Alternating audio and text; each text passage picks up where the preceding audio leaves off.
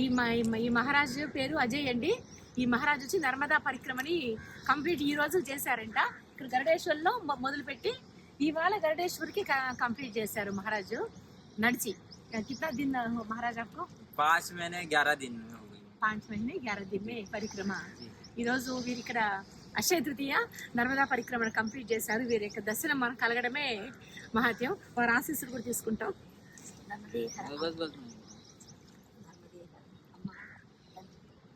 ओम नमः शिवाय, ओम नमः शिवाय. आपको मिलना हमको बहुत आनंद है महाराज. Very very lucky. అసలు అనుకోలేదు మేము ఇవాళ నర్మదా చూపించిన నర్మదా స్నానం చేసుకుని ఇక్కడ కూర్చొని ఉంటే ఈ స్వామి వచ్చారు. స్వామివారు మాట్లాడడము, స్వామివారు చెప్పారు నర్మదా పరిక్రమ కంప్లీట్ చేశారు ఈ రోజు. వారిని గరుడేశ్వర్ వాసుదేవ సరస్వతి స్వామివారి సన్నిధిలో కలవడం. कैसे कहाँ से इधर फिर आया महाराज? गरुड़ेश्वर से हम लोग यहाँ से 28 नवंबर को निकले थे और यहाँ से पहुँचे उत्तर तट से होते हुए यहाँ. इसके बाद आपको जो है छोटे छोटे गांव बहुत सारे आते हैं, तो आप में जितनी क्षमता हो 20 किलोमीटर 25 किलोमीटर या 15 किलोमीटर चल के कहीं आश्रम होगा, वहाँ शाम को आसन लगाना होता है. वहाँ भोजन भी मिल जाता है और डेली आपको आरती करना पड़ता है नर्मदा मैया की. नर्मदा अष्टक का पाठ करना पड़ता है. उसके बाद सुबह और अपना स्नान पूजन ध्यान करके और रवाना होता है. तो हम लोग यहाँ से ये नर्मदा मैया के दर्शन होने के बाद में आपको होंगे महेश्वर में, जलकोटी में, जहाँ सहस्त्रबाहु का स्थान, सहस्त्रधारा जिसको बोलते हैं, वहाँ पे. उसके बाद आगे का मुख्य बड़ा स्थान देखे तो जबलपुर आता है. जबलपुर के बाद में निमावर नाभि स्थान कहलाता है मैया का. हाँ. और उसके ऊपर अमरकंटक से उद्गम हुआ है मैया का, उद्गम स्थल है. वहाँ पे सोनमुड़ा भी है और माइकी बगिया है. माइकी बगिया में मैया छोटी बालिका के रूप में खेलती थी अपनी गुल बकौली नाम की सखी के साथ. उनकी एक सहेली थी, उनके साथ खेलती थी, ऐसी कथा थी. और उसके बाद में जब हम वहाँ से पूजा करके वापस आते हैं तो डिंडोरी पड़ता है. डिंडोरी से उसके बाद ओंकारेश्वर से अधिकतम लोग ओंकारेश्वर से उठाते हैं या अमरकंटक से उठाते हैं. लेकिन यदि हमारा गांव कहीं किनारे पे है और हमको ये लगता है कि यहाँ से ऊंची तो है उठाना, तो वहाँ से भी उठा सकते हैं, कहीं से भी. जैसे प्रदक्षिणा होती है वही है परिक्रमा, उसी टाइप की.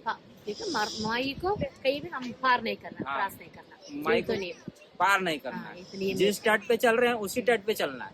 दक्षिण से चल रहे हैं तो दक्षिण पे, उधर के पार नहीं जाना. अब वो जब आप पार करोगे तो सागर पार करोगे, तब उत्तर तट पे आओगे. दक्षिण से शुरू किया है. और जैसे उधर ओंकारेश्वर अमरकंटक से पार होते हैं तो माई की बगिया के ऊपर से घूम के आते हैं, जहाँ उद्गम स्थल है उससे घूम के आते हैं. ऐसे महाराज आपका एक अनुभूति बताइए परिक्रमा में नर्मदा माई का. अनुभूतियाँ तो कहीं नहीं, पर सबसे बड़ी अनुभूति है कि पल पल याद रखना, पल पल साथ, ऐसा महसूस होना कि साथ में है मैया. ये सबसे बड़ी अनुभूति है मेरे साथ. और अकेले भी जैसे चलते हैं तो किसी व्यक्ति की कमी खलती है कि यार कोई साथ में हो जाए. लेकिन अगर आपको ये अनुभव हो रहा है कि मेरे साथ माँ है, तो आपको अकेलापन महसूस नहीं होगा. ये सबसे बड़ी अनुभूति. उसके बाद में ये है कि मैया आपको एक बालक की तरह ही रखती है. आपको खाने पीने की व्यवस्था, ठहरने की व्यवस्था, ये सब मैया करवाती है. तो कब कहाँ पहुँचाना है उसके ऊपर छोड़ दो बस. बिल्कुल जैसा छोटा बालक होता है ना, वैसा सब छोड़ दो उसके ऊपर. छोटा बालक जैसे माँ के ऊपर छोड़ दो. माँ खाने पीना सभी माँ देख लेंगे, सब देख लेंगे. यही होता, यही अनुभूति है. क्योंकि और ऐसा भी कहते हैं कि मैया, अगर आपका उद्देश्य केवल भक्ति है, आत्म कल्याण के लिए है, तो मैया जो है भक्ति ज्ञान वैराग्य की देने वाली है. वैराग्य की तो अधिष्ठात्री कहलाती है. यहाँ पे बड़े बड़े ऋषि मुनियों ने, मार्कंडेय जी ने भी इसकी परिक्रमा की है. और पहली परिक्रमा उन्होंने ही लगाई थी, मार्कंडेय महर्षि. हाँ जी. तो इतने बड़े ऋषि मुनि जो परिक्रमा कर रहे हैं, उनकी तो लगभग 40 साल में पूरी हुई थी. मैंने तो बहुत कम समय में कर ली पूरी. तो उनके जैसा तो नहीं कर सकते, लेकिन हम मैया के प्रति जो प्रेम रखते हैं उसको ग्रहण करती है मैया. क्योंकि भगवान भाव के भूखे हैं, है कि नहीं? अगर हम ऊपर से ही केवल कर रहे हैं और भावना नहीं है तो इतना मायने ही नहीं रखता।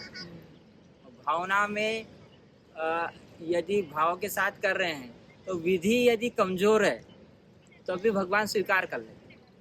मान लो आपको पूजा करना है और विधि नहीं पता, तो शिव जी का अभिषेक कर रहे हैं, एक लोटा जल भी चढ़ा दिया प्रेम से, तो वो स्वीकार कर लेते हैं, क्योंकि विधि नहीं पता लेकिन प्रेम है। तो ऐसा ही है महिला, और ये साक्षात है, पल पल है, कहीं घटनाएं ऐसी है। और मेरी अनुभूति तो छोटी है, लेकिन कुछ लोगों को चमत्कार भी हुए, दर्शन भी हुए। मैं तो ऐसा दर्शन करता हूँ जिस तरह भाव होता है वैसे ही दर्शन होते हैं। तो मेरी ये भावना है कि सारा जगत ही माँ है। और जैसे मैंने अभी बताया था कि देवी अथर्व शीर्षक में आता है कि अहम खिलम जगत, में ही जगत, और वो विद्या है, अविद्या है, प्रकृति है, प्रकृति पुरुषात्मक जगत सारा वही है। ये धरती जो है, मैं किसानों से मिलता था तो मैं एक बात बताता था उनको कि जैसे जल रूप में मैया है ना, नर्मदा माता, ऐसे ही धरती माता आपकी है, आपको अन्न दे रही है, इससे सिंचाई करते हो आप, तब अन्न उत्पन्न होता है। तो धरती माता भी वही है, उसमें अंतर नहीं है, वही प्रकृति है, वही माता है, उसके प्रति भी वही प्रेम रखो जो नर्मदा जी के प्रति। नर्मदे।